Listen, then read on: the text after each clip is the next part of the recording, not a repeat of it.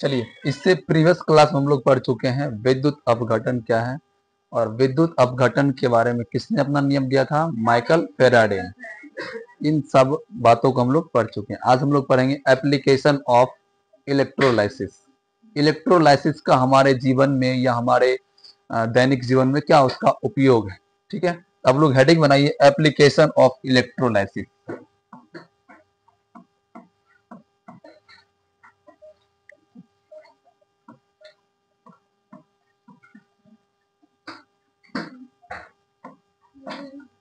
Application of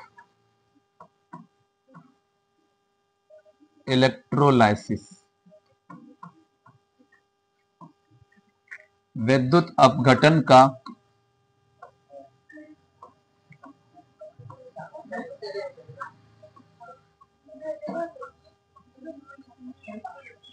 विद्युत अपघटन का उपयोग, विद्युत अपघटन का उपयोग बताएंगे नॉमेरिकल भी, पहले इसको लिख लीजिए।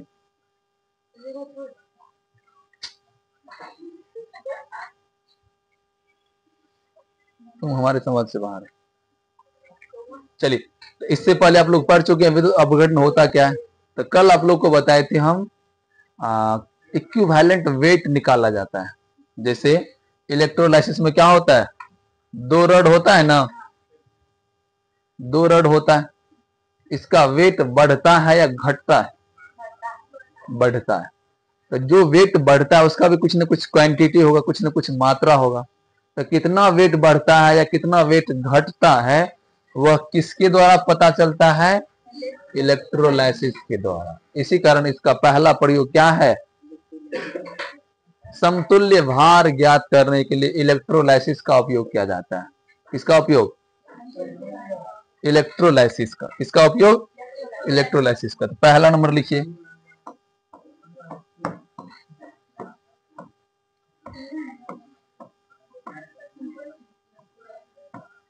समतुल्य भार ज्ञात करने के लिए,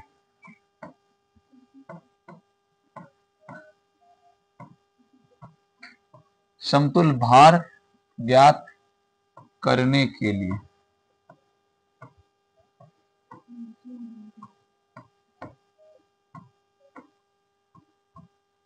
लिए क्या किया जाता है, विद्युत अपघटन का उपयोग किया जाता है। विद्युत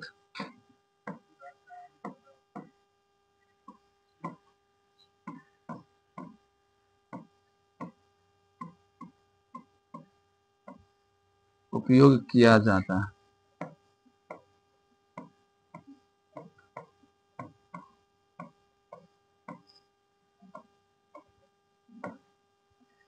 ये विद्युत अपघटन या समतुल्य भार माइकल फेराडे का पहला नियम क्या कहता है, यदि किसी इलेक्ट्रोलाइट से क्या किया जाता है, विद्युत धारा प्रवाहित किया जाता है, तो मुक्त पदार्थ का समतुल्य भार विद्युत आवेश के या विद्युत धारा के समानुपाती हो। यही नियम तो हम पूछ रहे थे आप लोग से।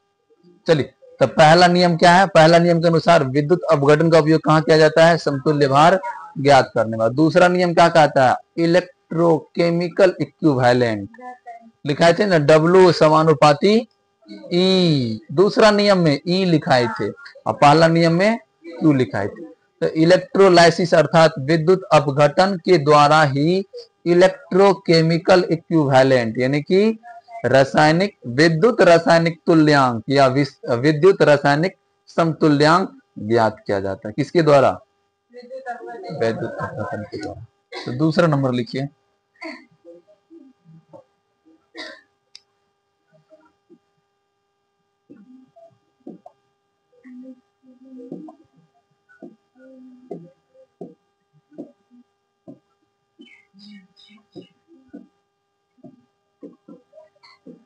विद्युत रासायनिक तुल्यांक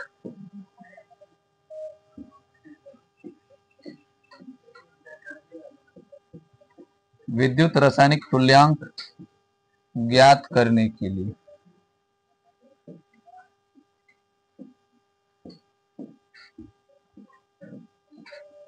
विद्युत रासायनिक तुल्यांक ज्ञात करने के लिए भी किसका उपयोग किया जाता है, विद्युत अपघटन का उपयोग किया जाता है। हाँ,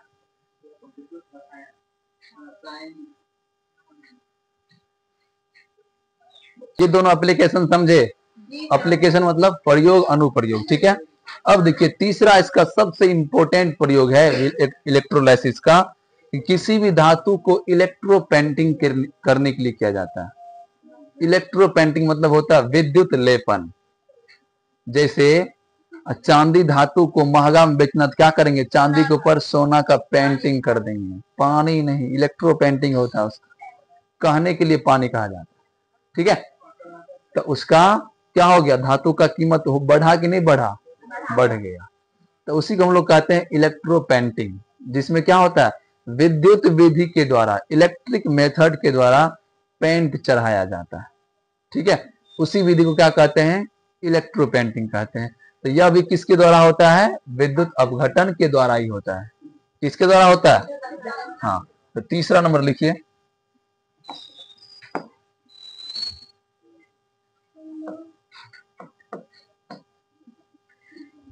इलेक्ट्रो पेंटिंग।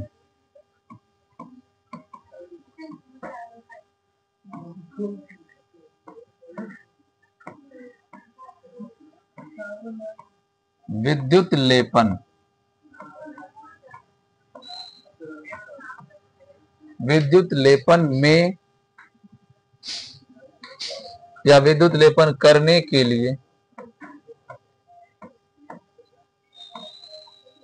विद्युत लेपन करने के लिए विद्युत अपघटन का उपयोग किया जाता है। अब इसका चौथा उपयोग इस प्रकार होता है, जितना भी महंगे महंगे धातु है, जैसे सबसे महंगा धातु कौन है, सोना, हीरा धातु है, हाँ, सोना धातु हो गया, ठीक है, चांदी हो गया, ये सब खादान में कैसे मिलता है, लिक्विड रूप में मिलता है, हाँ, तरल अवस्था में ये सब पानी में बन के रहता है, ठीक है। और उसको प्राप्त किया जाता है और उससे विद्युत धारा प्रवाहित किया जाता है, उसमें इलेक्ट्रोलाइसिस करवाया जाता है। जैसे हम लोग इलेक्ट्रोलाइटिक करवाते हैं ना इस प्रकार से, इसमें लिक्विड डाल के, उसी प्रकार सोना का तरल रूप इसमें डाल दिया जाता है और इसमें क्या किया जाता है, दो रड डालकर इलेक्ट्रिक करंट पास किया जाता है। क्या किया जाता है, तो जैसे इलेक्ट्रिक करंट पास करते हैं, यह क्या होता है, सेपरेट हो जाता है, अलग हो जाता है, ठीक है। उसी को हम लोग बोलते हैं विद्युत विच्छेदन, ठीक है। तो लिखिए अगला नंबर,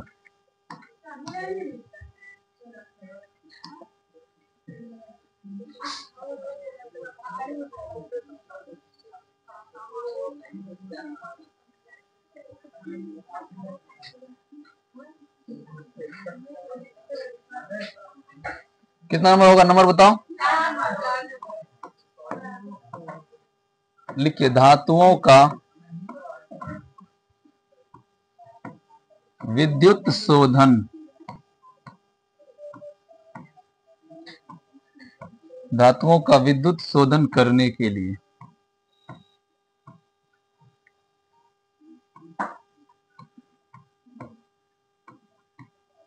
धातुओं का विद्युत शोधन करने के लिए, ठीक है। कहाँ भाई, इधर, थैंक यू। लिखिए धातुओं का जो विद्युत शोधन होता है, मतलब धातु को क्या किया जाता है, सेपरेट किया जाता है, शोधन किया जाता है, निष्कर्षण किया जाता है, ठीक है। उसके लिए भी किसका उपयोग किया जाता है, इलेक्ट्रोलाइसिस का। किसका, अगला टॉपिक होगा आपका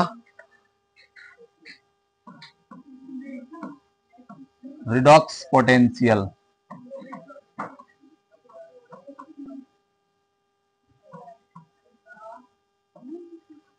रिडॉक्स पोटेंशियल, तो आप लोग फिजिक्स में पढ़े हैं, इलेक्ट्रिक पोटेंशियल, विद्युत विभव पढ़े ना, सेम कंसेप्ट इसमें है, रेडॉक्स विभव। इसको क्या बोलेंगे हम लोग, रिडॉक्स पोटेंशियल हिंदी में क्या बोलेंगे,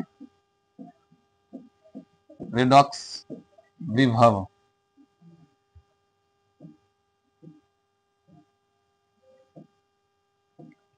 रिडॉक्स पोटेंशियल, रिडॉक्स विभव। Loss of electron is called oxidation. Electron का त्याग करना क्या कहलाता है, oxidation. Gain of electron is called reduction. ऑक्सीकरण का इलेक्ट्रॉन का ग्रहण करना क्या कहलाता? अवकरण या रिडक्शन कहलाता। और यदि रिडक्शन और ऑक्सीडेशन एक साथ होगा उसको क्या बोलेंगे? रिडॉक्स। तो उसी क्रिया को, वही काम करने की जो क्रिया आप लोग जो डिफिनेशन बोले, उसी को हम लोग क्या कहते हैं? रिडॉक्स विभव। तो किसी इलेक्ट्रोड के द्वारा इलेक्ट्रॉन का त्याग करना और ग्रहण करने की क्रिया क्या कहलाता है जूली? लिखिए इसका डेफिनेशन। वैसी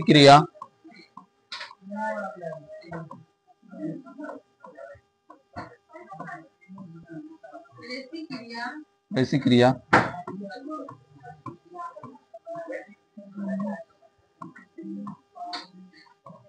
जिसके द्वारा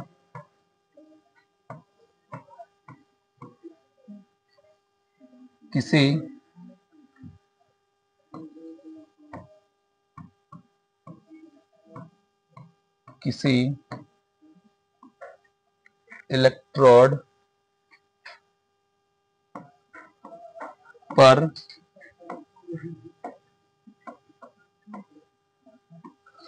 इलेक्ट्रोड पर इलेक्ट्रॉन का त्याग या ग्रहण होता है। त्याग या ग्रहण होता है।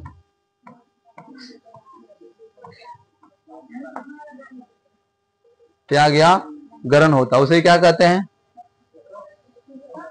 रेडॉक्स विभव कहते हैं।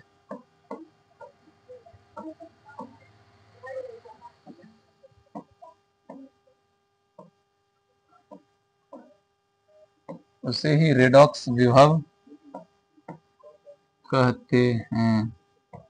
उसे ही रेडॉक्स विभव कहते हैं। जिस प्रकार रेडॉक्स अभिक्रिया दो प्रकार की, ऑक्सीडेशन और रिडक्शन, उसी प्रकार रेडॉक्स विभव भी दो प्रकार के, ऑक्सीडेशन पोटेंशियल और रिडक्शन पोटेंशियल, यानी कि ऑक्सीकारक विभव और अवकारक विभव। तो यदि इलेक्ट्रॉन का त्याग करेगा तो ऑक्सीकारक विभव, और इलेक्ट्रॉन का ग्रहण करेगा तो अवकारक विभव। लिखिए रिडॉक्स पोटेंशियल दो प्रकार के होते हैं।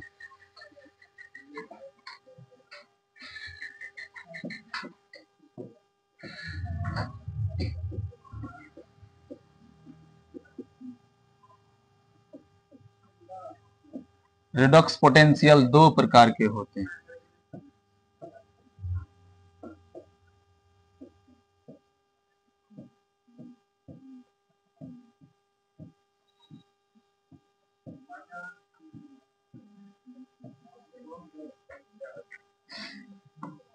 ऑक्सीडेशन पोटेंशियल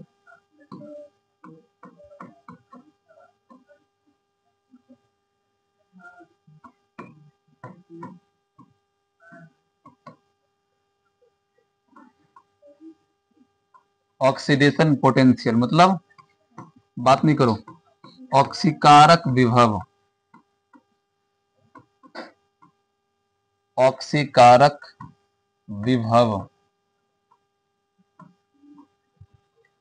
दूसरा हो गया रिडक्शन। अभी तक कोमल बोलने नहीं सीखी है, बोलो तो फिर से। हाँ, रिडक्शन पोटेंशियल।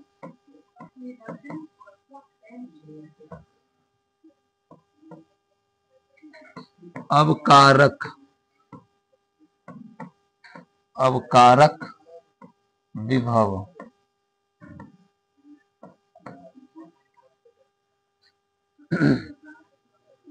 आप लोग कल के रिएक्शन में देख रहे थे, एनोड क्या कर रहा था? इलेक्ट्रॉन का त्याग या ग्रहण, या एनोड पर पॉजिटिव कण जमा हो रहा था या नेगेटिव? पॉजिटिव कण जमा हो रहा था। क्यों? क्योंकि वो नेगेटिव है। तो नेगेटिव किसको खींचेगा? पॉजिटिव किसको खींचेगा? हाँ, ये अट्रैक्शन फोर्स है, आकर्षण बल। ठीक है। तो उसी प्रकार ऑक्सीडेशन पोटेंशियल हो गया और रिडक्शन पोटेंशियल हो गया। तो जिस पोटेंशियल पर, जिस विभव पर इलेक्ट्रॉन का त्याग होगा उसे क्या कहेंगे? Oxidation potential. और जिस विभव पर इलेक्ट्रॉन का ग्रहण होगा उसे क्या कहेंगे? Reduction potential. ठीक है, तो पहला नंबर लिखिए, हेडिंग बनाइए पहला नंबर।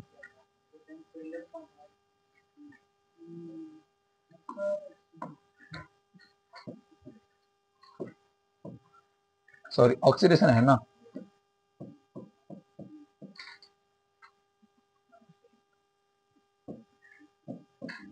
Oxidation potential.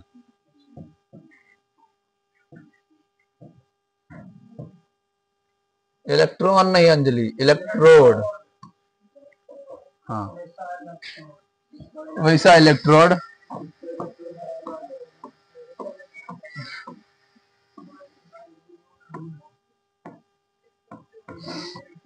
जिस पर इलेक्ट्रॉन का त्याग होता है,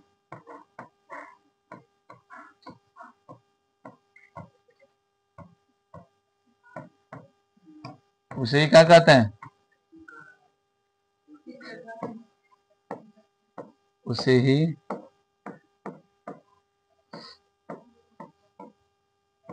ऑक्सीकारक विभव कहते हैं।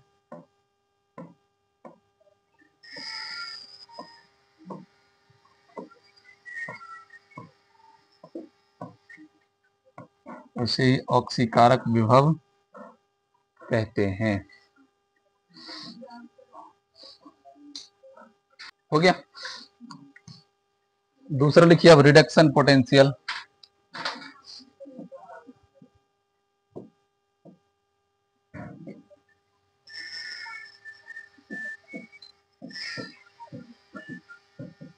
रिडक्शन पोटेंशियल लिखिए, वैसा इलेक्ट्रोड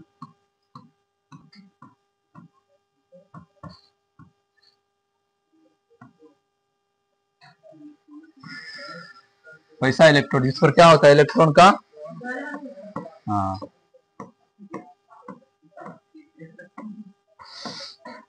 इलेक्ट्रॉन का ग्रहण होता है।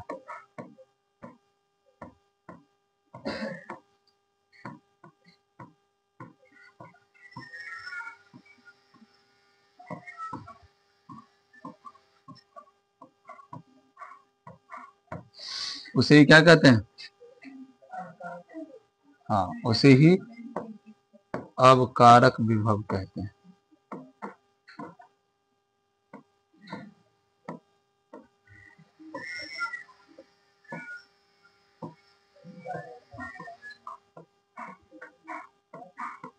उसे ही अवकारक विभव कहते हैं।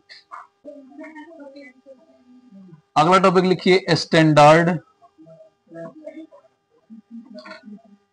हाँ, इलेक्ट्रोड पोटेंशियल।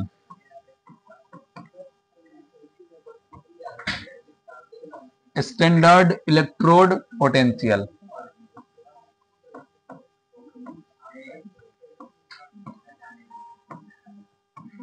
मानक इलेक्ट्रोड विभव।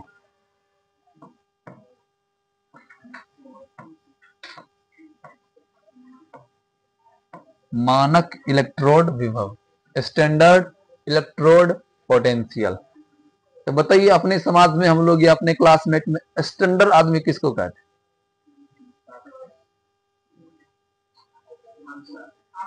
बताइए। कैसे, हमको बताइए, आंसर तुम कैसे बोल रहे हो? अपने क्लास में या अपने समाज में या आपकी नजर में स्टैंडर्ड व्यक्ति कौन है? चलिए, उसके नजर में हमें कैसे, हमें कौन बोला था? हाँ बोलो, कैसे, कोई बताओ। कहते हैं ये बड़ा स्टैंडर्ड आदमी, नहीं कहते हैं। स्टैंडर्ड व्यक्ति उसको कहते हैं जो किसी विशेष व्यवस्था पर आता है। ठीक है, हर किसी के बुलावे पर नहीं आता है, जहां उसको एक उसके अनुसार वातावरण मिलता है, उस कंडीशन में आता है। जैसे आपका कोई सबसे अच्छा दोस्त है, जिसको आप मानते हैं सबसे स्टैंडर्ड दोस्त, वो पहले पूछ लेगा कि क्या सब व्यवस्था है, तब हम आएंगे, नहीं तो नहीं आएंगे। हाँ, उसी को कहते हैं स्टैंडर्ड व्यक्ति। तो उसी प्रकार का कुछ टॉपिक है स्टैंडर्ड इलेक्ट्रोड पोटेंशियल। इसमें भी इलेक्ट्रॉन का त्याग या ग्रहण होता है, लेकिन किसी निश्चित व्यवस्था पर। तो वह व्यवस्था कौन है?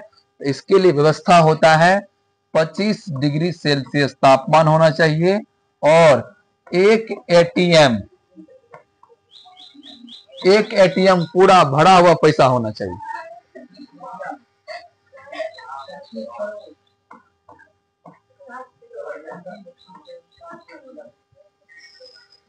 यहां एटीएम का मतलब होता है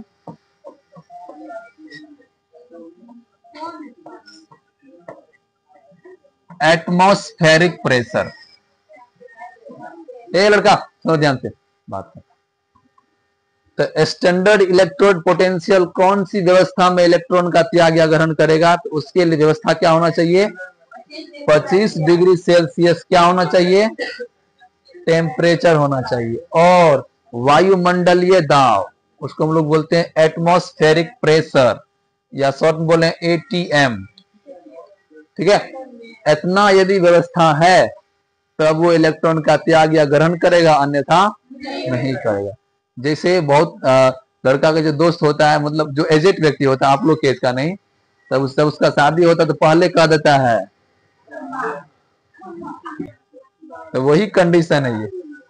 ठीक है, तो उसी व्यक्ति को क्या कहते हैं?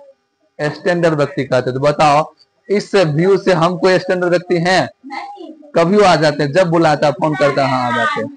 संडे को क्लास, संडे को, मंडे को सुबह शाम दोपहर जब होता, हम स्टैंडर्ड हैं। आप चलिए लिखिए, लिखिए इसका डेफिनेशन लिखिए। 25 डिग्री सेल्सियस टेम्परेचर तथा 1 एटीएम प्रेशर पर,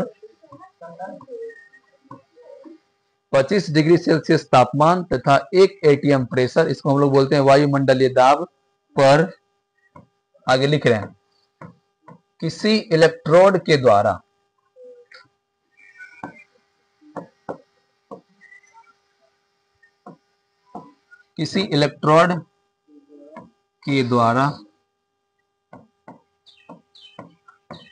इलेक्ट्रॉन का त्याग या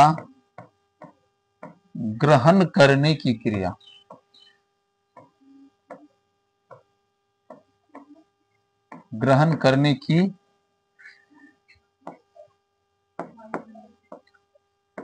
को क्या कहते हैं?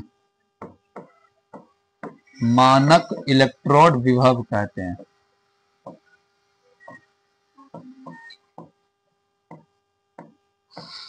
मानक इलेक्ट्रोड विभव कहते हैं, स्टैंडर्ड इलेक्ट्रोड पोटेंशियल कहते हैं। ठीक है, तो उसके लिए विशेष व्यवस्था क्या है? 25 डिग्री तापमान होना चाहिए और 1 एटीएम प्रेशर, 1 वायुमंडलीय दाब होना चाहिए।